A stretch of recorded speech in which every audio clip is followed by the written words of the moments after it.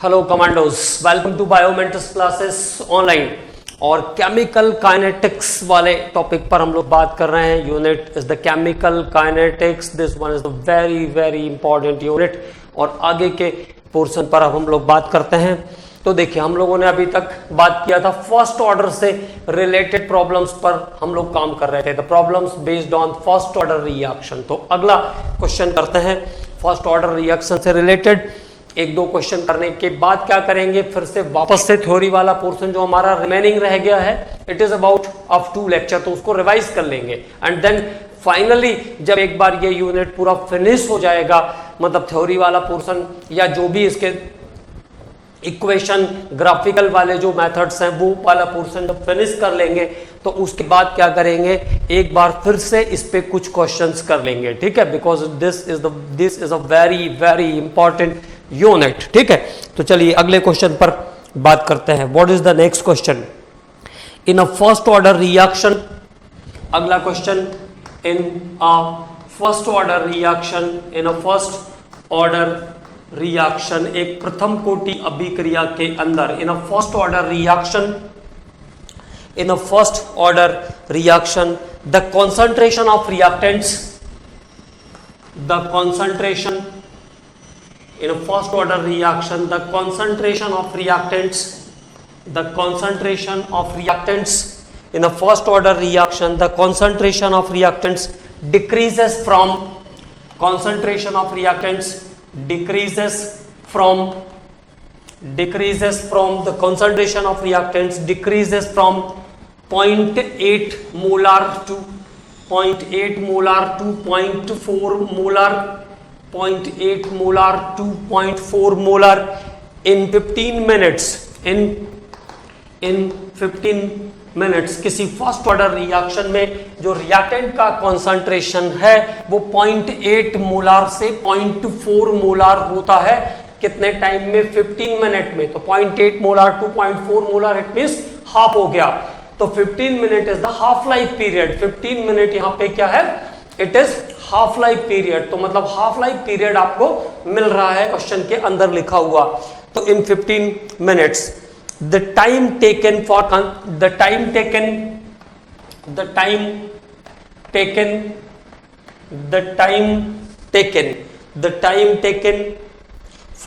concentration to change, time taken for concentration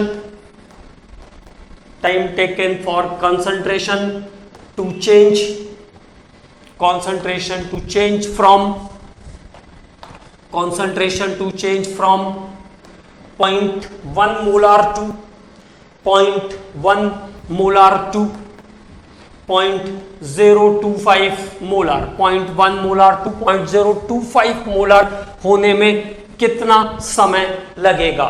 तो ये question इसी टाइप का एक क्वेश्चन हम लोगों ने अभी प्रीवियस वाला किया था। रेडियम का हाफ लाइफ 1580 है, तो 1/16 होने में कितना समय लगेगा? तो एज सेम एज उसी के जैसा ये क्वेश्चन भी है। तो देखो, 0.1 मोलार से कितना हो रहा है? 0.025 मोलार। इट मींस 1 से, अगर 1 से 0.25 होता तो कितना हो जाता? 1/4। 0.1 से 0.025 हो रहा है, तो फिर से कितना हो रहा है? 1/4। हाफ लाइफ हमको गिवन है, कंसंट्रेशन रिड्यूस करके कितना जा रहा है? 1/4 आ रहा है। तो the formula is n equal to n0 1/2 to the power n। अब तो आपको ये पता चली गया होगा क्लियरली कि किस समय पे हम क्या फॉर्मूला लगा करके आसानी से क्वेश्चन को सॉल्व कर सकते हैं। तो now what is the value? तो कितना रिमेनिंग है? 0.1 मोलार टू 0.025, इट मींस 1/4। तो 1/4 equal to 1/2 to the power n। Here the formula is 1/4 equal to 1/2 to the power n। तो it can be express like 1/2 to the power 2 equal to 1/2 to the power n। तो n की value मिल गई मुझे 2, और n की value को हम कैसे लेके जाएंगे? Total life by half life, total life by half life. Half life is given, तो टोटल लाइफ हमको निकालना है 2 × 15 मिनट। तो टोटल लाइफ कितना आ जाएगा? 30 मिनट आ जाएगा। टोटल लाइफ कितना आ जाएगा? 30 मिनट आ जाएगा। तो 1/4 हो रहा है concentration, 1/4 is the concentration reduce to 1/4, इसलिए हाफ लाइफ का क्या लगेगा? डबल टाइम लगेगा, तो टोटल लाइफ कितना निकल गया, 30 minute is the total time. ठीक है, तो this is one of the question, ये एक क्वेश्चन है। ऐसा ही मैंने बताया आपको कि अभी एक बार हम लोग फिर से यूनिट में काम करेंगे और उसके बाद फिर से एक बार क्वेश्चंस पर भी काम करेंगे। और जो हमारे बोर्ड एग्जाम्स वाले बच्चे हैं उनको ये ध्यान रखना है कि इस बार इस यूनिट में थर्ड ऑर्डर के बाद का जितना पोर्शन था, कोलिजन, आर्हीनियस थ्योरी, तो इन सब टॉपिक्स को इस बार बोर्ड एग्जाम से हटा दिया है। तो अच्छे से सिंसियरली आपको ये भी देखना है कि क्या पोर्शन है और क्या पोर्शन नहीं। हालांकि कॉम्पिटेटिव के लिए अभी ऐसी कोई बात नहीं कही है एंड आई डोंट थिंक कि वो हटाने वाले हैं, कॉम्पिटेटिव में से कुछ नहीं हटाएंगे। लेकिन फिर भी आपको जो बच्चे बोर्ड एग्जाम्स देंगे उनको ये डिस्टिंग्विश करके रखना है, क्योंकि हम लोग भी उन पोर्शन में शॉर्टकट भी काम कर सकते हैं, तो हमारे लिए ज्यादा बेटर रहेगा, टाइम सेव हो जाएगा थोड़ा। ठीक है, तो ये हुआ एक और क्वेश्चन। अगला क्वेश्चन,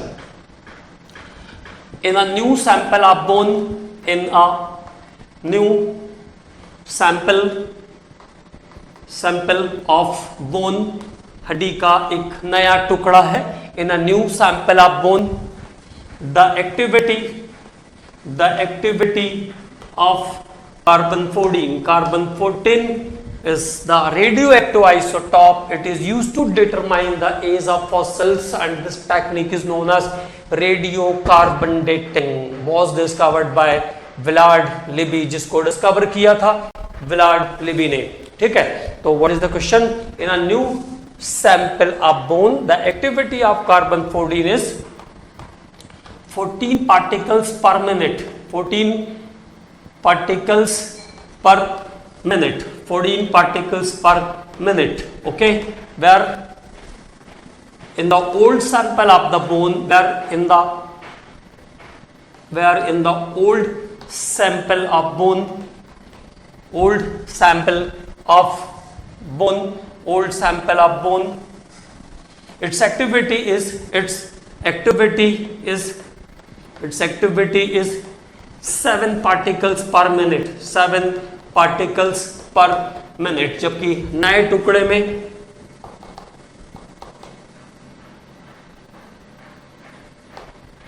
7 particles per minute है। In the new sample of bone it is 7 particles per minute,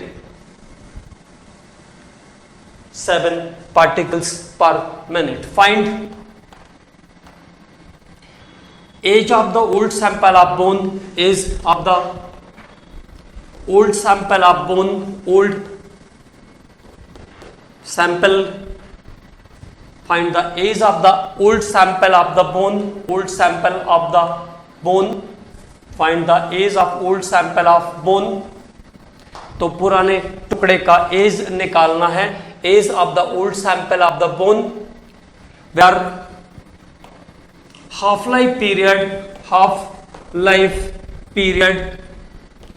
of carbon 14, half life period of carbon 14 is 5770 years, जबकि हाफ लाइफ पीरियड कितना है कार्बन 14 का, 5770 ईयर। ओके, तो एक नए sample में activity कितनी है, 14 पार्टिकल, ओल्ड सैंपल में एक्टिविटी कितनी है, 7 पार्टिकल्स, हाफ लाइफ आपको मेंशन है 5770 ईयर्स, और क्या निकालना है, टोटल लाइफ आपको यहाँ पे फाइंड आउट करना है। तो जब उस समय को काउंट करना है जब एक्टिविटी 14 पार्टिकल से रिड्यूस करके 7 पार्टिकल्स में चली जाएगी। तो formula is n equal to n naught 1/2 to the power n। तो और कैसे लिख सकते हैं उसको आप, n equal to n naught 1/2 to the power n। तो n by n naught equal to 1/2 to the power n. In the old sample of the bone, the activity is 7 particles. In the new sample of bone, the activity is 14 particles per minute. Okay. Now 1/2 to the power n. So the solution is 7/14 is the 1/2 equal to 1/2 to the power n. 1/2 equal to 1/2 to the power n. तो n equal to कितना बचेगा आपके पास, the n is 1. The n is 1. Here n की value कितनी आ जाएगी, 1 आ जाएगी। और n equal to what, total life by half life, total life by half life, तो टोटल लाइफ क्या हो जाएगा 1 into 5770, ठीक है। आंसर कितना आ जाएगा 5770 years is the answer, answer is 5770 years, ठीक है। तो बिल्कुल आसान था, वहीं पे बिना ओरली सॉल्व कर सकते थे। 14 to 7 हुआ मतलब एक्टिविटी आधी हो गई, मतलब एक हाफ लाइफ की बात हो रही है, answer is equal to 5770 years. Okay, so this is a question based on kinetics on for the radioactivity. ये radioactivity से related एक क्वेश्चन किया लोगों ने। अब बात करते हैं अगले क्वेश्चन के बारे में। Find the order of the reaction. Find the order of reaction. ये जो रिएक्शंस हैं इनके आपको ऑर्डर फाइंड आउट करना है। Find the order of the reaction, find the order of the reaction. के is given here 7.06 into 10 to the power minus 3, 7.06 into 10 to the power minus 3 mole litre inverse second inverse, mole litre inverse second inverse, mole litre inverse second inverse. This is the first. अब second question है, इसका second format है 5.6 K equal to 5.6 into 10 to the power minus 5, 10 to the power minus 5 per second, 5.6 into 10 to the power minus 5 per second. Third time है के की value K equal to 1.25 into 10 to the power minus 2 mole to the power 2 minus mole to the power minus 2 litre to the power 2 second inverse, ये third वाली value है। और fourth time जो दिया हुआ है के इक्वल टू, के की वैल्यू आपको गिवन है 5 into 10 to the power minus 6, 5 into 10 to the power minus 6 atmosphere per second, atmosphere per second, atmosphere inverse या ऐसा आप लिख लो, चलो mole inverse second inverse, mole inverse second inverse. अब इन सबको मैच करना है कि कौन सा रिएक्शन किस ऑर्डर का है, तो के यूनिट के बेस पे मैच होगा ये, है ना। कैसे मैच करेंगे, के यूनिट के बेस पर मैच करेंगे। मैंने आपको के यूनिट का एक फॉर्मूला लिखवाया था, mole to the power 1 minus n, mole to the power 1 minus n litre to the power n minus 1 time inverse. ये बोला आपको लिखवाया था मैंने, है ना। Mole to the power 1 minus 1 litre to the power n minus 1 और time inverse. तो चलो अब एक एक करके मैच करते हैं।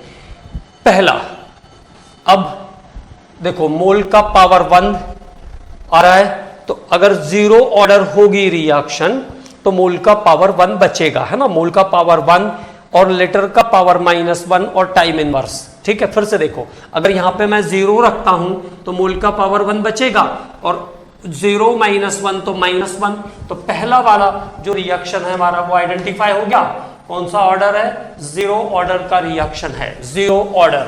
अब सेकेंड वाले को मैच करते हैं, 5.6 पर सेकेंड। अगर देखो ऑर्डर, अब तो इतना तो आइडिया ही है, अगर 1 रखेंगे तो 1 minus 1 mole to the power 0, 1 तो 1 minus 1 litre to the power 0 time inverse और सेकेंड इनवर्स। तो ये कौन से ऑर्डर की रिएक्शन हो गई, फर्स्ट ऑर्डर की रिएक्शन है ये। This is first order reaction, first order reaction. अब देखो मोल टू द पावर 2 माइनस बचाना है, mole to the power 2 minus. तो अगर सेकंड रखोगे तो माइनस 1 बचेगी, सेकंड रखोगे तो माइनस 1 बचेगी, है ना। लेकिन अगर यहां पे मैं 3 रखता हूं तो 2 माइनस बचेगी। मतलब ये वाला जो रिएक्शन है हमारा, ये कौन से ऑर्डर का है, थर्ड ऑर्डर का रिएक्शन है। This is third order reaction. अब लास्ट देखो, लास्ट में अगर मैं यहां पे पावर कैसी आ रही, माइनस 1 आ रही है, तो यहां पे अगर मैं 2 रखूंगा तो ये पावर माइनस 1 आ जाएगी, और 2 रखूंगा तो ये पावर भी 2 माइनस 1 तो 1 बचेगी, लेटर 1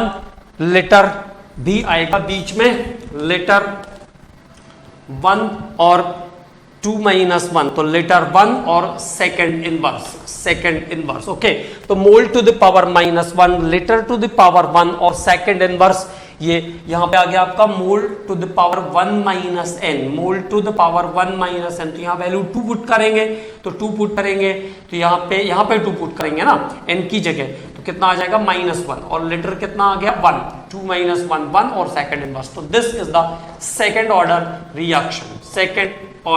रिएक्शन। तो के यूनिट के बेस पर हमने ऑर्डर ऑफ रिएक्शन को डिटरमाइन करना सीखा। जैसे सेकंड इनवर्स दिख रहा है, अगर हमको याद है कि फर्स्ट ऑर्डर के लिए सेकंड इनवर्स आता है, हम सीधा आंसर कर देंगे, ठीक है।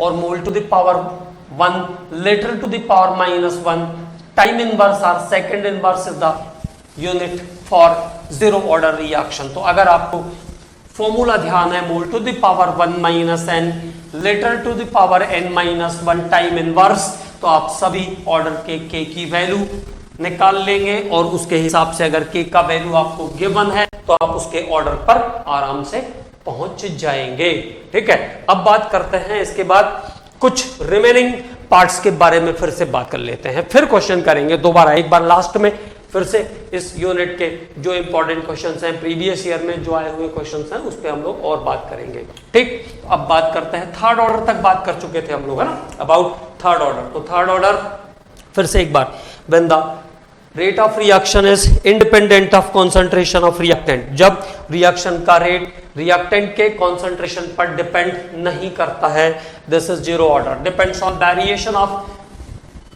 कंसंट्रेशन ऑफ वन रिएक्टेंट, एक रिएक्टेंट के कंसंट्रेशन पर डिपेंड करेगा, या variation of concentration of one reactant, it is first order. Variation of concentration of to reactants, it is second order. Depends on variation of concentration of three reactants, it is third order reaction. यहां तक हम लोग सभी points पे बात कर चुके हैं। अब बात करते हैं सूडो ऑर्डर रिएक्शन के बारे में। Pseudo order reaction, pseudo order reaction Hindi में इसको कहते हैं छद्म कोटि की अभिक्रिया। सूडो मतलब होता है फॉल्स, है ना। तो सूडो ऑर्डर रिएक्शन क्या होते हैं? Are those chemical reactions, are those chemical reactions, are those chemical reactions, वो रासायनिक अभिक्रियाएं, those chemical reactions in which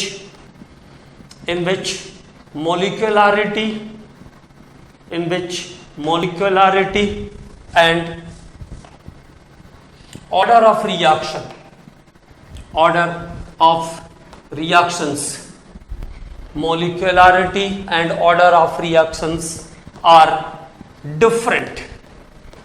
Molecularity and order of reactions are the different. वो रासायनिक अभिक्रियाएं जिनमें अभिक्रिया की कोटि, मॉलिक्यूलरिटी मतलब आणविकता, और अभिक्रिया की कोटि भिन्न भिन्न होती है। Those chemical reactions in which molecularity and order of reactions are the different are called pseudo order reaction. Pseudo order reaction उनको कहते हैं हम छद्म कोटि की अभिक्रिया, और ये दो टाइप के होते हैं। These are two types, pseudo first order और pseudo second order. Pseudo second order, pseudo first order and pseudo second order. छद्म प्रथम कोटि अभिक्रिया और छद्म द्वितीय कोटि अभिक्रिया। तो these are of two types, that is pseudo first order and pseudo second order. तो अब one by one हम दोनों के बारे में बात कर लेते हैं।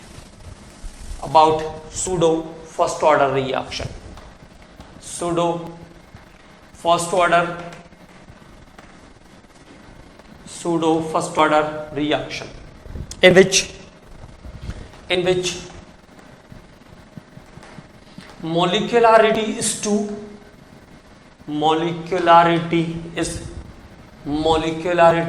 2 and order of reaction molecularity is 2 and order of reaction is 1।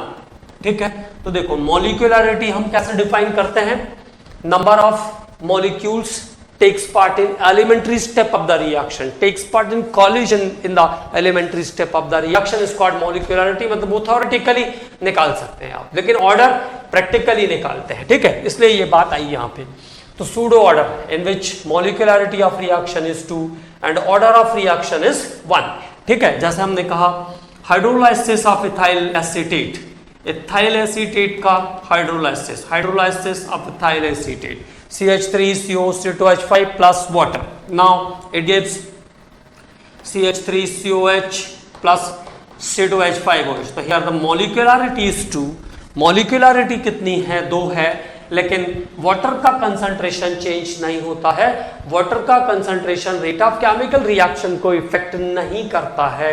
So the rate is depends on, practically the rate is depends on only the concentration of ester. Rate केवल एस्टर के कंसंट्रेशन पर depend करती है यहाँ पे। तो ये कैसा है, molecularity is 2, molecularity equal to 2 और ऑर्डर ऑफ रिएक्शन इज 1। इसका ऑर्डर ऑफ रिएक्शन कैसा है, 1 है। So it is also known as pseudo first order reaction in which molecularity is 2 but order is 1, is called pseudo first order reaction. Okay, तो this is about pseudo first order reaction. ये pseudo first order reaction का example है। Hydrolysis of sucrose C12H22O11 plus water also gives C6H12O6 plus C6H12O6. Here water is also as a reactant, also as a molecule. So C12H22O11 plus water, hydrolysis of sucrose.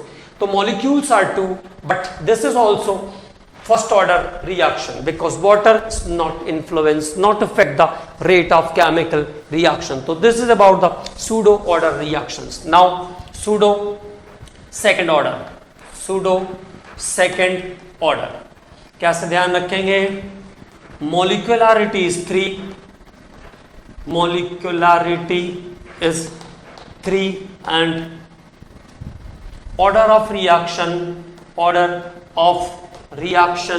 is 2. Molecularity is 3 and order of reaction is 2, जिसमें आणविकता 3 हो और अभिक्रिया की कोटि 2 होगी। Molecularity is 3 and order of reaction is 2. 3NO is converted into N2O plus NO2. 3NO is converted into N2O plus NO2. तो this is example of pseudo second order reaction. और ये जो सूडो ऑर्डर्स हैं ये 2 type के होते हैं, pseudo first order and pseudo second order. तो ये हमने पढ़ा सूडो ऑर्डर रिएक्शंस के बारे में। अब पढ़ते हैं fractional order, fractional order reaction, fractional order reaction. तो क्या होता है फ्रैक्शनल ऑर्डर, जैसे किसी, अब यहां पे एक बात आपको ध्यान रखना है कि ये आप प्रैक्टिकल वैल्यू के बेस पर बात कर रहे हो, मतलब किसी भी पर्टिकुलर रिएक्शन को देख करके आप उसका ऑर्डर जस्टिफाई नहीं कर सकते हो। ठीक है, क्योंकि अभी हमने बताया कि मॉलिक्यूल देखने पर CH3COC2H5 प्लस वाटर, तो दोनों एक एक रिएक्टेंट दिख रहे हैं, तो अगर पावर करेंगे तो सेकंड ऑर्डर आ जाएगी, but it is first order, है ना। तो इसी तरीके से जो फ्रैक्शनल ऑर्डर रिएक्शन होती है उसमें पार्टिसिपेट करते समय अगर कोई रिएक्टेंट फ्रैक्शन से पार्टिसिपेट करेगा, अपने आधा हिस्सा 1/4 हिस्सा पार्टिसिपेट करेगा, तो वो तो उसके कंसंट्रेशन, उसके रेट पर डिपेंड करेगी ना, इसलिए वो कैसी हो जाएगी, फ्रैक्शनल ऑर्डर रिएक्शन हो जाएगी। ठीक है, तो फ्रैक्शनल ऑर्डर रिएक्शन किसको कहते हैं, order of reaction in which one of the reactant is non integral, order of the reaction, order of the reaction, order of the reaction, order of the reaction in which, order of the reaction in which one of the reactant, order of the reaction in which one of the reactant is non-integral, one of the reactant is non-integral, one of the reactant is non-integral।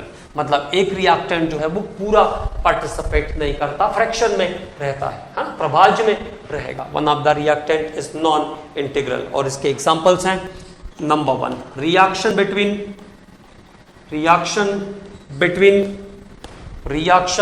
Between H2 plus Br2, H2 plus Br2। अब देखो यहां से देखने पर ये clear लग रही है सेकंड ऑर्डर की रिएक्शन है ना, देखने पर कैसी लग रही है, सेकंड ऑर्डर की रिएक्शन लग रही है। लेकिन होता क्या है, rate is determined by K H2 to the power 1 and Br to the power 1 by 2, मतलब Br फ्रैक्शन में पार्टिसिपेट करता है, तो H2 to the power 1 और Br2 to the power 1 by 2, तो कितना आ जाएगा 1 प्लस 0.5, तो कितना आ गया 1.5 ऑर्डर। तो रिएक्शन का रेट कितना आ गया 1.5 ऑर्डर आ जाएगा। The rate of reaction is 1.5 order.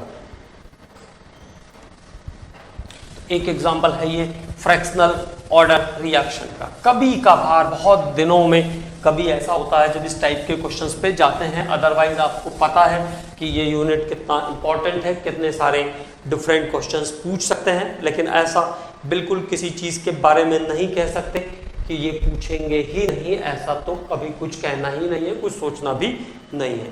तो कितना हो गया 3/2, 1.5 ऑर्डर आ गया। Combination of COCl2, combination of CO and Cl2, CO और Cl2 का कॉम्बिनेशन, CO-Cl2 का कॉम्बिनेशन, तो CO प्लस Cl2 का जो कॉम्बिनेशन है वो 5/2 ऑर्डर रिएक्शन है, 5/2 ऑर्डर, ठीक है, 5/2 order reaction. Dissolution of COCl2 और COCl2 का ब्रेक होना, COCl2 का ब्रेक होना जो है वो 1.5 ऑर्डर रिएक्शन है। डिसोल्यूशन ऑफ COCl2, तो COCl2 से CO प्लस Cl2 में जाएगा, तो ये 1.5 ऑर्डर का रिएक्शन है। This is 1.5 order reaction. Okay, तो this is about some examples of fractional order reaction. So why the reactions are in fractional order? Because one of the reactant is non-integral, one of the reactant is non-integral. Okay, तो अब बात करते हैं negative order reaction के बारे में। Negative order reaction, अब देखो कितना टिपिकल काम है ये नेगेटिव ऑर्डर रिएक्शन। तो नेगेटिव ऑर्डर मतलब अगर रिएक्टेंट है तो अगर वो प्रोडक्ट में जा रहा है तो नेगेटिव ऑर्डर रिएक्शन कैसे हो सकती है ना? लेकिन रिएक्शन अगर मान लो कोई रिएक्टेंट स्टेबल है और वो अपनी इच्छा से प्रोडक्ट में नहीं जाना चाहता है, लेकिन अगर जबरदस्ती उसको प्रोडक्ट में चेंज करने की कोशिश करेंगे, ठीक है, तो ये कैसी हो जाएगी, नेगेटिव ऑर्डर रिएक्शन हो जाएगी। समटाइम रेट ऑफ रिएक्शन, तो कैसे ध्यान रखेंगे, sometime rate of reaction, sometime rate of reaction decreases as the concentration of reactants increase. Sometime rate of reaction decreases as the concentration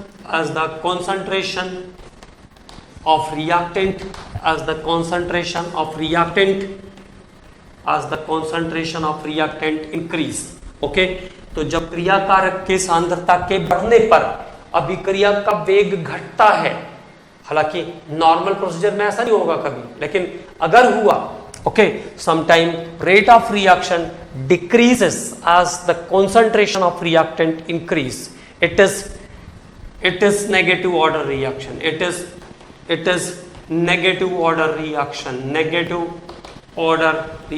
it is negative order reaction. तो इसे कहेंगे ऋणात्मक कोटि की अभिक्रिया, it is negative order reaction. और उसका example है the transformation of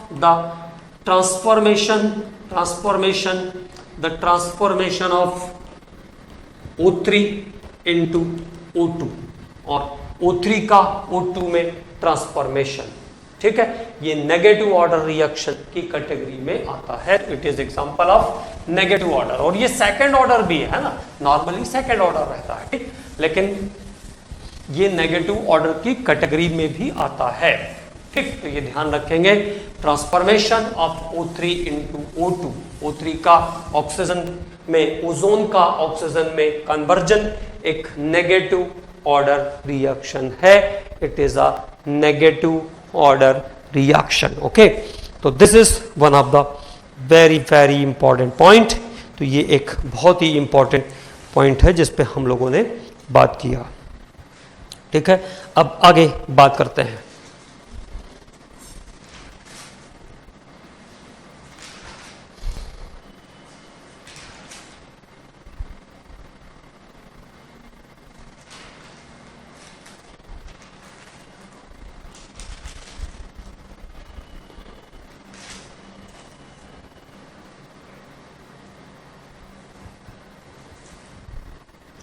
Determination of order of reaction, determination of order of reaction by the graphical method, determination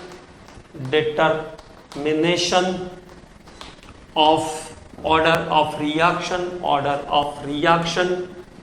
determination of order of reaction by the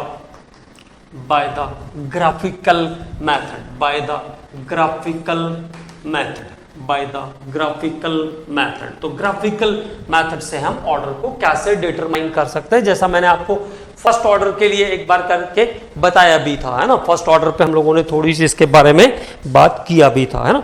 तो देखो कैसे determine करेंगे graphical order से। अब क्या होता है कि जब 11th में आने के बाद आप बायोलॉजी लेते हैं तो मैथ्स के जो कॉन्सेप्ट है वो टोटली मिसिंग हो जाते हैं, छूट जाते हैं। हम लोग मैथ्स पे कोई काम करते नहीं है, इसलिए इन सब चीजों में थोड़ी सी दिक्कत महसूस होती है। लेकिन अगर आप प्रैक्टिस में रहेंगे, करते रहेंगे, तो धीरे धीरे फिर वो आ जाएगा कि ऐसा करने पर ऐसा आता है, तो आपको प्रैक्टिस में वो चीज आ जाती है, ठीक है। तो करते रहना है, मतलब हमको इसको, है ना। The rate of chemical reaction, तो कैसे करेंगे इसको, तो determination of order of reaction by the graphical method, determination of order of reaction by the graphical method, how to represent the order of reaction, how to plot the graph between concentration and time and different types of, in different type of orders, उस topic पे हम लोग बात कर रहे हैं। तो the rate of chemical reaction, the rate of chemical reaction, the rate of chemical reaction, रासायनिक अभिक्रिया का वेग, the rate of chemical reaction, it depends on change in concentration of reactant, it depends on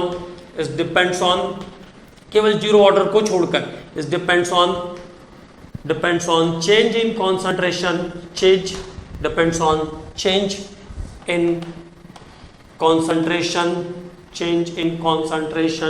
of reactants, depends on change in concentration of reactants, change in concentration of reactants. तो अभिक्रिया का वेग क्रिया कारक के सांद्रता के परिवर्तन पर निर्भर करता है, depends on change in concentration of reactants per unit time. ये हो गया आपका रेट का डेफिनेशन भी हो गया, change in concentration of reactants per unit time, per unit time पर मतलब समय के according change in concentration of reactant पर डिपेंड करता है। तो रेट को हम क्या से लिखते हैं, rate equal to minus dx by dt। Minus term यहाँ पे ये शो करता है केवल कि रिएक्ट का कॉन्सेंट्रेशन कम होता है, minus dx by dt equal to k to the power equal to k concentration kc to the power n। Okay, तो यहाँ से n क्या है, यहाँ पे ऑर्डर है ना। तो rate equal to dx by dt minus dx by dt equal to kc to the power n। Taking log of the equation, और अगर इस इक्वेशन को हम लॉग के टर्म में लिखते हैं, taking log of the equation, अगर इस इक्वेशन को हम लॉग के टर्म में लिखेंगे, taking log of the equation, तो ये आ जाएगा आपका लॉग ऑफ द इक्वेशन। तो this is log dx by dt equal to log k, log dx by dt equal to log k plus n log c plus n log c, मतलब इसको हमने कहा y equal to M x plus c, y equal to M x plus c पे convert कर लिया, और y equal to M x plus C is the equation for simple straight line, है ना। तो ये बात आपको ध्यान रखनी पड़ेगी, है ना।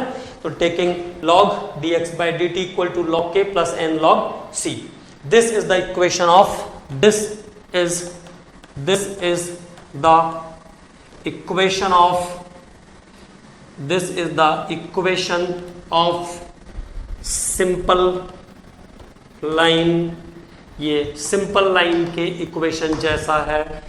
this is the equation of similar with the equation of this is the similar with equation of simple line y equal to mx plus c, और ये y equal to mx plus c के जैसा है। मतलब अब जहां भी इस की बात करेंगे हम dx by dt log k plus n log c, तो जब भी कॉन्सेंट्रेशन और टाइम के लिए आप कर्व करोगे, प्लॉट करोगे, तो वो कैसा आएगा, स्ट्रेट लाइन आएगा। हालांकि सब में स्लोप अलग अलग होगा, लेकिन आएगा सब में स्ट्रेट लाइन ही, है ना। तो चाहे वो जीरो ऑर्डर हो, चाहे फर्स्ट ऑर्डर हो, चाहे सेकंड ऑर्डर हो, हर बार कैसा आएगा, स्ट्रेट लाइन आएगा। सो अभी एक लाइन और लिख लेते हैं, फिर सबके प्लॉट को देख लेते हैं एक बार। थोड़ा सा इसको करने से आपको समझने में सहायता मिलेगी, है ना, हेल्प मिल जाती है इसको करने से, तो आप आसानी से आइडेंटिफाई कर पाओगे कि किसका ग्राफ कौन सा है। If the graph is plotted, if the graph is plotted,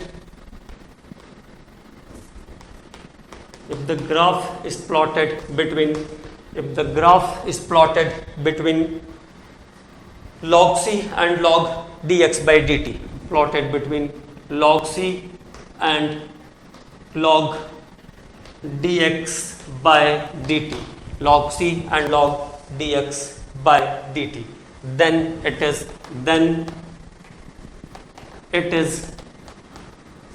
a straight line,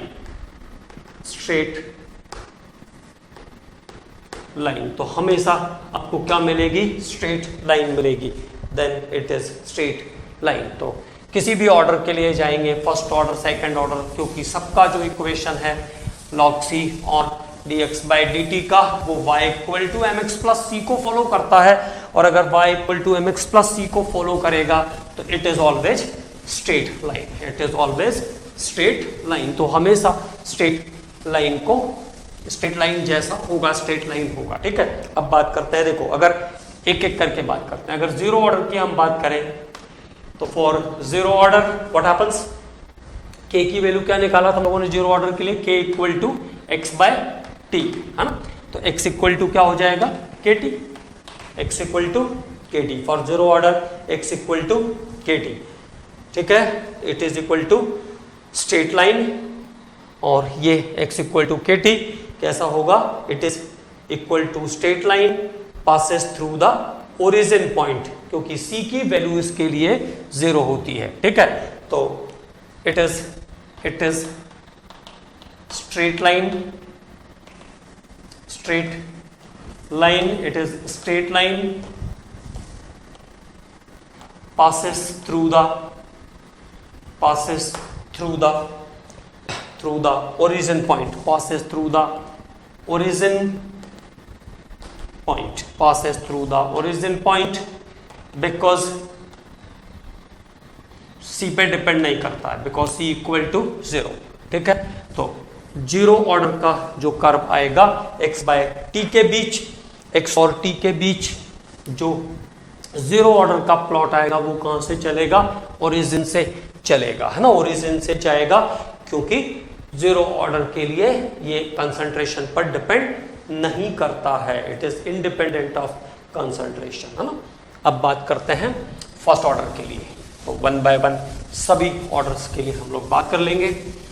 first order का जो कांस्टेंट था k equal to 2.303 by t log of a upon a minus x, तो यहाँ पे जो प्लॉट आएगा log of a minus x by time, log of a minus x by time, तो कितना, k equal to 2.303 by t log of a upon a minus x, log of a upon a minus x. तो a upon a minus x मतलब change in जैसे जैसे time increase होगा वैसे वैसे concentration क्या होती जाएगी, कम होती जाएगी, कंसंट्रेशन क्या होती जाएगी, कम होती जाएगी। और जिसका स्लोप कितना आएगा, माइनस 2.30 माइनस के बाय 2.303। तो स्लोप कितना मिल जाएगा आपको इसका, माइनस के बाय 2.303, माइनस के बाय 2.303। तो ये हुआ फर्स्ट ऑर्डर के लिए। तो log a minus x by time, log a minus x और टाइम के बीच जो ग्राफ प्लॉट होगा वो हो जाएगा स्ट्रेट लाइन और उसका स्लोप होगा माइनस के बाय 2.303। अब ये हुआ फर्स्ट ऑर्डर के लिए। तो this is for first order. अब बात करेंगे सेकंड ऑर्डर। तो सेकंड ऑर्डर के लिए सेकंड ऑर्डर तो log a minus x time के साथ कंसंट्रेशन जो होगा वो कम होता जाएगा। अब सेकंड ऑर्डर तो 1 अपॉन a माइनस एक्स, इसमें हम प्लॉट करते हैं 1 अपॉन a माइनस एक्स। तो 1 बाय a माइनस एक्स है तो नीचे आ गया, तो 1 by a minus x concentration time के साथ डिक्रीज होगा, तो 1 बाय x क्या होगा, इंक्रीज होगा। तो 1 अपॉन a माइनस एक्स और टाइम, तो 1 अपॉन a माइनस एक्स और टाइम के बीच जो कर्व आए, जो ग्राफ आएगा वो फिर से स्ट्रेट लाइन, और इसका जो स्लोप होगा वो 1 बाय a।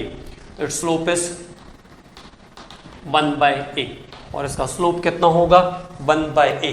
अब as it is second order के लिए बात करेंगे। तो log a माइनस एक्स और time, log a minus x और टाइम में स्लोप आ जाएगा minus k upon 2.303। log 1 upon a minus x और टाइम, तो स्लोप कितना, 1 by a, slope is 1 by a। Okay, 1 upon a minus x है और इसलिए वो इंक्रीजिंग ऑर्डर में दिख रहा है ना। अब अगला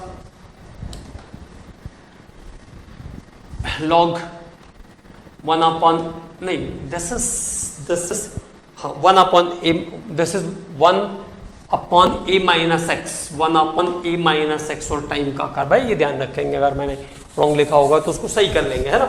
और यहाँ पे ये हो जाएगा 1 upon a minus x square, 1 minus x square time, 1 upon a minus x square और टाइम के बीच का जो कर्व आएगा वो फिर से इसके जैसा ही दिखेगा। और यहाँ पे जो स्लोप होगा, slope equal to 1 upon a square, तो slope is 1 upon a square.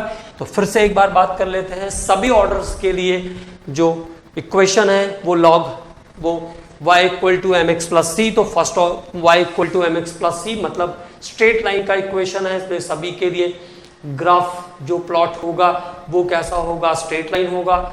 Zero order के लिए वो कहाँ से जाएगा, ओरिजिन पॉइंट से जाएगा। फर्स्ट ऑर्डर के लिए स्लोप होगा उसका k बाय माइनस के बाय 2.303, डिक्रीजिंग में था। फर्स्ट और सेकंड ऑर्डर के लिए सेकंड और थर्ड ऑर्डर के लिए लगभग एक जैसा है, दोनों में इंक्रीजिंग है क्योंकि 1 बाय है, ये भी 1 बाय है, ठीक है ना।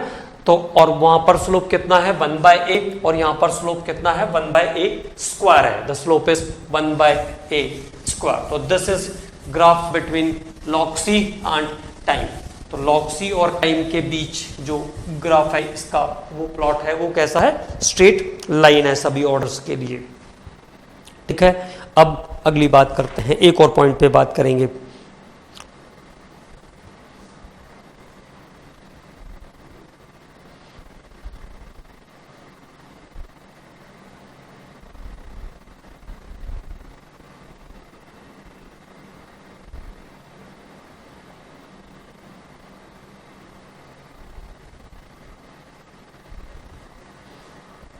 Plot of rate versus concentration, plot of rate versus concentration, plot of rate versus concentration.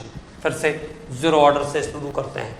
तो plot of rate versus concentration, तो रेट और कंसंट्रेशन। तो rate is independent of concentration, rate concentration पे डिपेंड नहीं करेगी। ये किसके लिए आ गया, जीरो ऑर्डर के लिए आ गया। तो रेट और कंसंट्रेशन का कर्व है ये, रेट और कंसंट्रेशन का प्लॉट है किसके लिए, जीरो ऑर्डर के लिए। फर्स्ट ऑर्डर होगा तो रेट और concentration, rate and concentration for rate and concentration for first order, तो rate and concentration for first order origin से पास करेगा, rate and concentration of first order.